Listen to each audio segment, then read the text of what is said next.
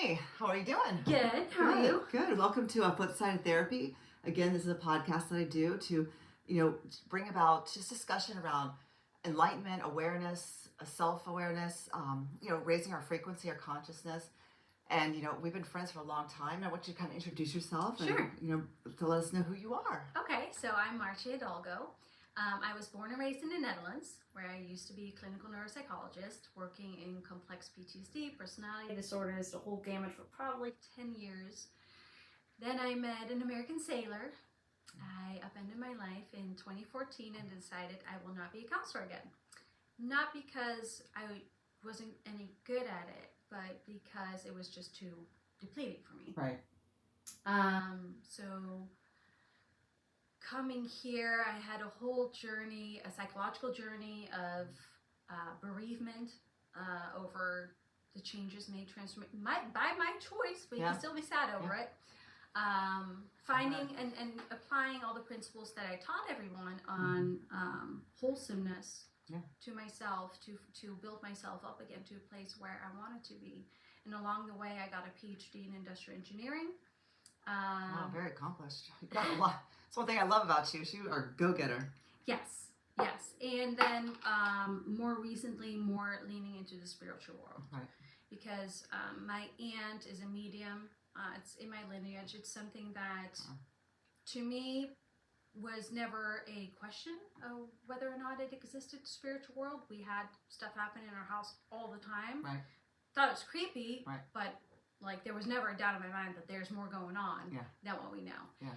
And my aunt taught me very early on. I think when I was 14, I bought my first tarot deck. And then when I was 19, I did my first certification in Reiki, level 1, level 2, chakra therapy, crystal healing. And now I'm picking up on the level of Kundalini Reiki. Wow, that's impressive. That's very impressive. I mean, it's fun. I mean, I took the route of being just going to get my master's, becoming a licensed mental health counselor. So that was never in the realm of where we could practice. But as I grew more in that spiritual realm, I opened up to, and you actually introduced me to this wonderful lady who read my Akashic records, and I was skeptical at first. I was like, what is it? What are these records, whatever. But boy, oh boy, man, she tapped right in, and it was remarkable. And so we have to understand that we are these spiritual beings in this physical plane, having the spiritual experience, but we are more than just these 5 senses. And I think it's so important to understand that, and anybody can have access to understand themselves beyond the 5 senses, beyond that. And so when I work with my clients, a lot of times I'm talking about speaking from the higher self, the authentic self, the observer, whatever you guys want to call it, So which bridges us into kind of understanding what it is to be the authentic self, and that's the thing, is saying, what is it like to stay true? We always say stay true to yourself, but do we really, what does that really mean? What does that really encompass? I always talk about you're either in alignment or misaligned, in discord or dis-ease. I love how the English language works, and it feels really bumpy on that side, because that's where anxiety, fear live, doubt, all that stuff. And when I'm in alignment, it feels like doors open with ease. You're just trusting the universe is going to know. Well, we already know that the universe knows. It's us believing and getting out of our own way, pretty much. But how do you get there, right? Yeah. How do you get there in that sense?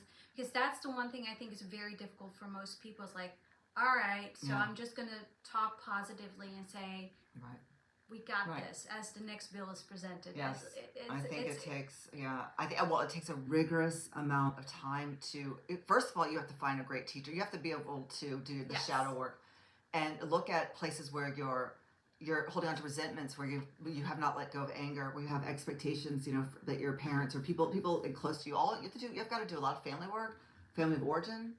You have to do a lot of... For me, it's all aligned with the soul path. Yeah. Because you have your patterns in this current life, your patterns within your family, but with your family and any actually other loved one in your life, there's a soul contract, and the things that are happening between those people with you as a center is the core of your pattern. Right. But getting to the place where I can, knowing that there's a soul contract, it was still releasing resentments and expectations that I had that these parents, it was all the conditioning and programming that I had to work through, that like they should hear me, or they should let me cry, you know, when I was little, or they should have all this stuff, when really no, they were actually playing the role out exactly as they should have been. And that was only for my benefit, to return myself to self-love. Yeah. But we have to we do have to visit the tearing away all that conditioning that told us a mom should be and a father should be, which is something that, you know, the child enters into this world reliant on those parents, and then they go into that sleep state. Yep. You know, and then to reemerge is that oh wow, you know what, I came in this world alone, I'm going to go out of this world alone. I've always only had myself, and that's enough.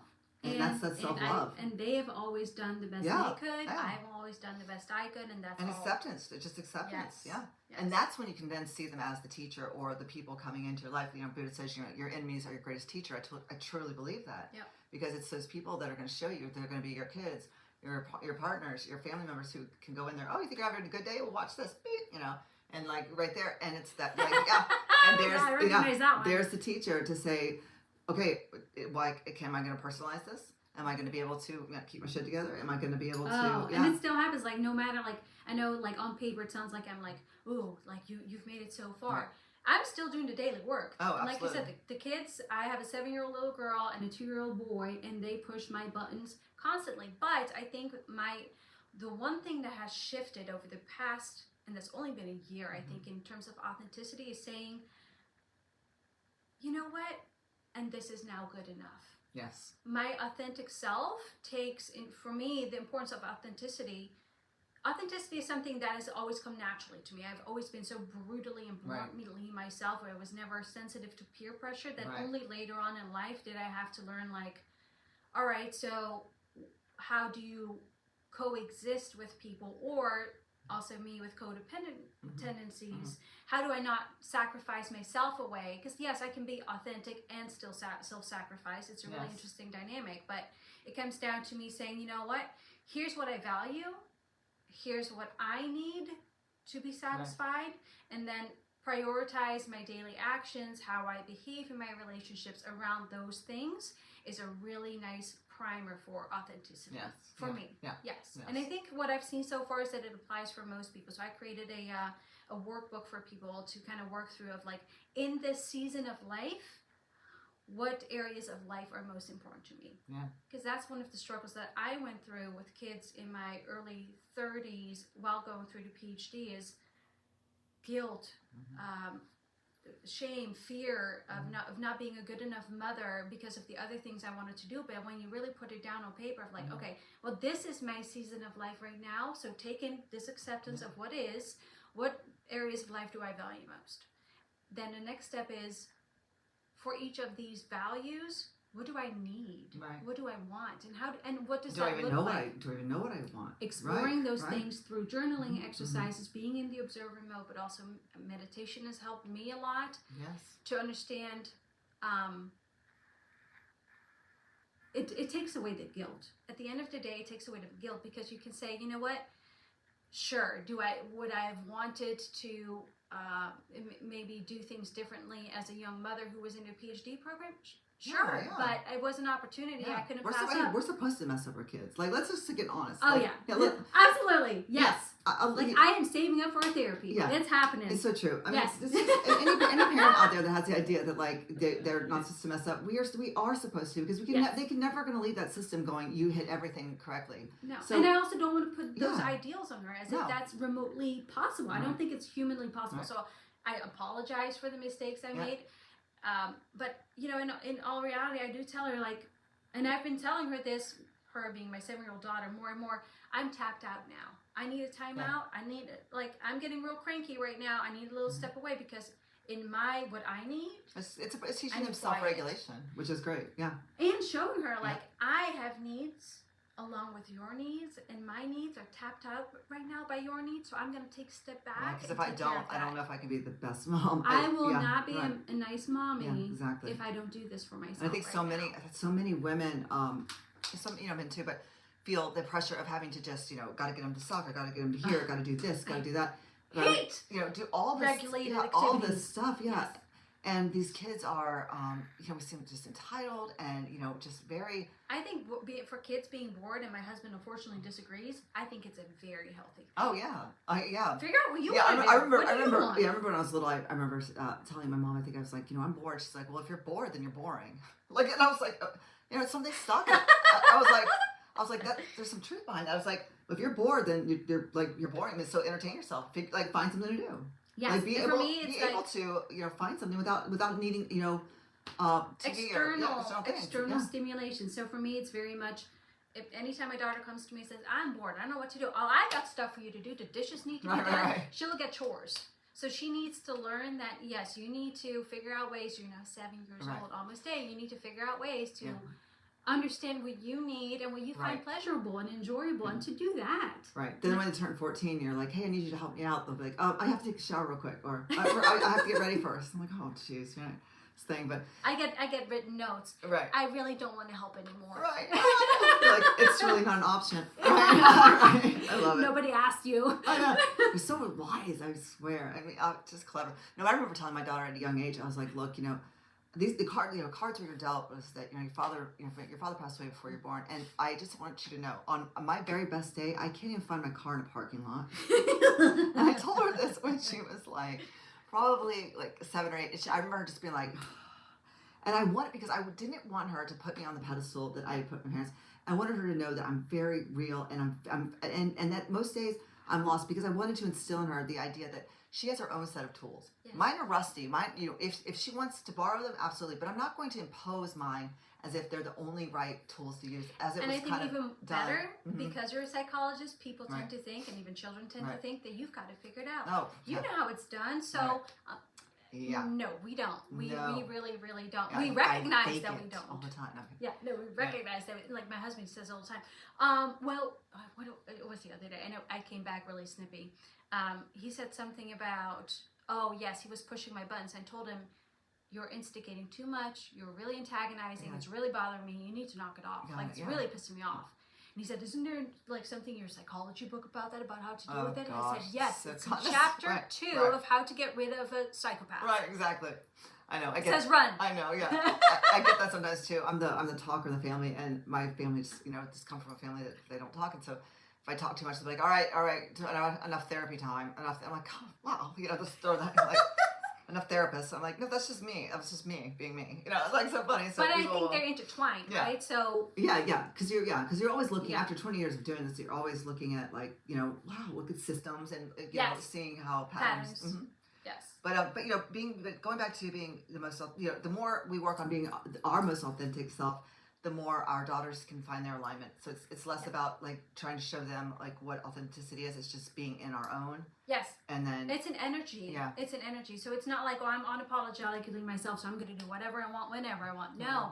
It's saying, I understand this season of life, of small children, of soccer schedules and all the things, and I'm still not going to be at every soccer practice. Yeah. Because I have needs too, and I understand this season of life, and I value this children's season of life, and if I do not take care of these things, the other things will fall. Right. Well, my so while I was in a PhD for a clinical neuropsychologist, I was trained by a psychoanalyst. Mm-hmm. She was in her 70s. She was phenomenal, and I was never trained by a psychoanalyst before. It's really interesting because they just sit there and let you talk, and if you are quiet for an hour, then they're quiet for an hour. Right. Wow. So she said, she was talking about, and I think that really aligns with the idea of authenticity, and what you need is your pillars of life. Mm-hmm. And the pillars you can compare to a table, and a table usually has 3 to 4 legs. Right. Thank you. Yeah, 3 to 4 legs. Yes. And those legs is what keeps the table balanced and strong, and can hold weight. It can hold the weight of life.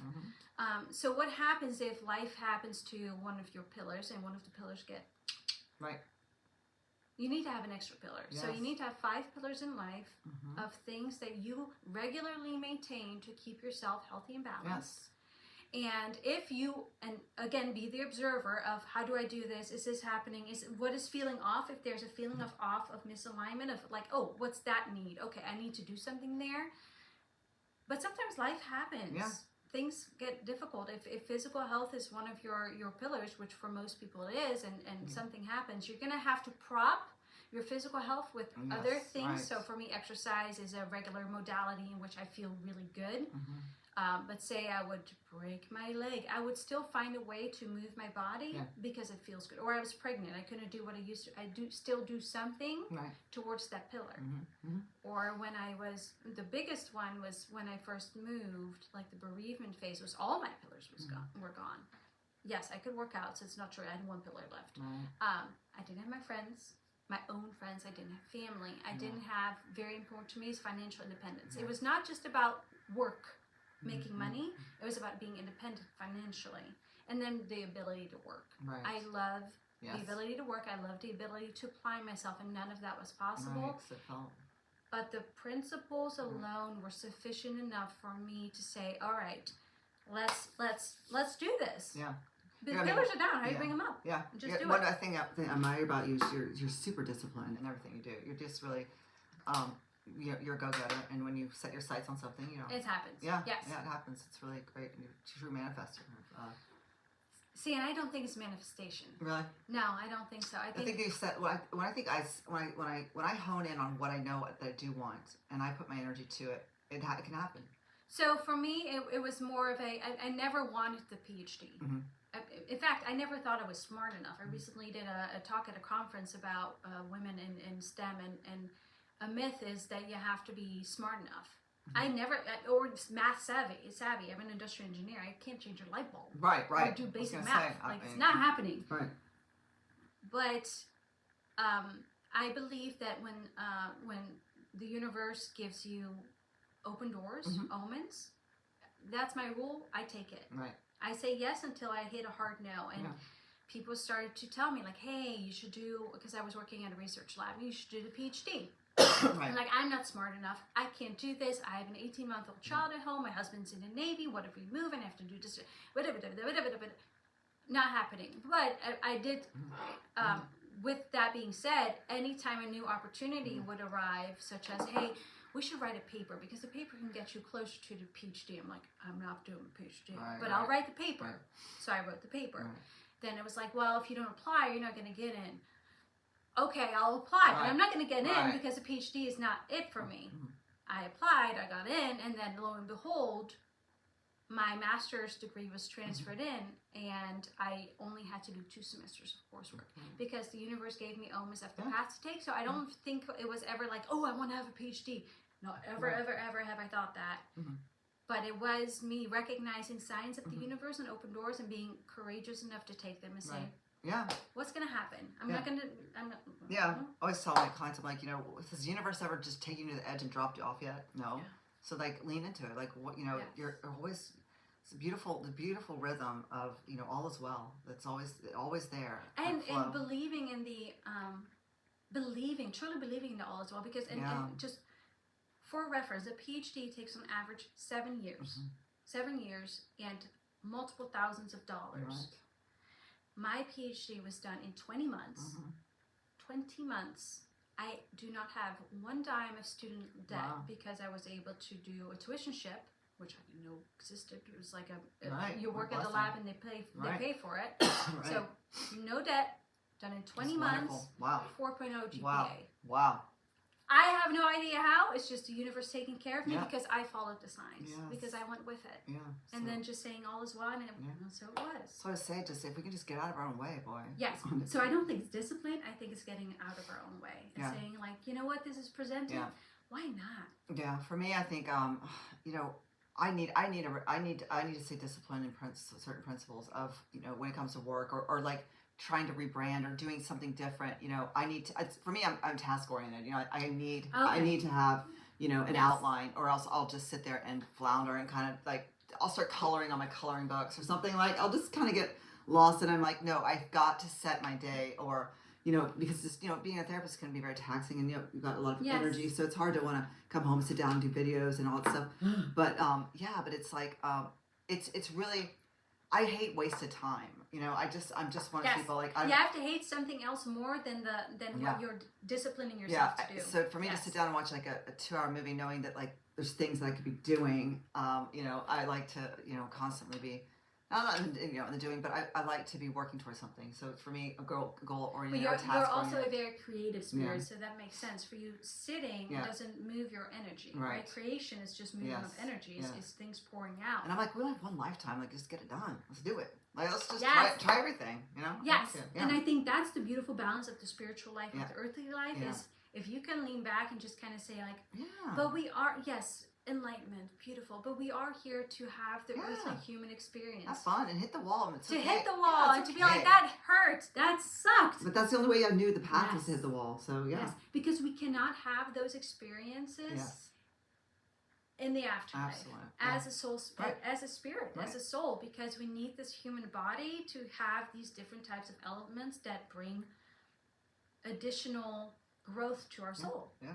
And So we are on the Yeah. cutting edge. It's the best time for souls to ever be here right now. There's so much expansion. I think so. I'm Yeah. noticing it all around. And again, yes, I am setting up all these different types of workshops that I'm Right. doing, created a planner and all. But again, it's not like, oh, you're so disciplined about it. Yes, I am. But it's when the intuition Right. is here, I do it. Right. And it can be sometimes 4 o'clock in the morning. Mhm. Then I'm like, oh, that's a really good Right, idea. I right. gotta go do something. Yeah. But it's with not like, oh no, I know. It's Right. like it's excitement Yes. because that hit of intuition and creativity is an excitement that fuels me. That I'm like, Right. and then but it also accelerates the next one to come Right. in because you're Wonderful. following it, and it's if you just Yeah, the ball just yeah. gets rolling. You're like, hey, let's Yeah. It go. just kind of shows up. You know? Yes. So it's great. Do I know exactly where it's gonna Right. go? No. Right. Is it yeah. fun? Yes. Right. That's Yes. wonderful. Good stuff. Yes. So yeah, in the next coming couple of weeks, you know, you're going to have to come back on here and Yes. tell us about your courses and about what you're doing. And I think that'd be wonderful Yes. to share. So I'm excited about that. But yeah, thanks for talking with us Thank today. you for having me. Yes. Thank Okay. you. Thanks.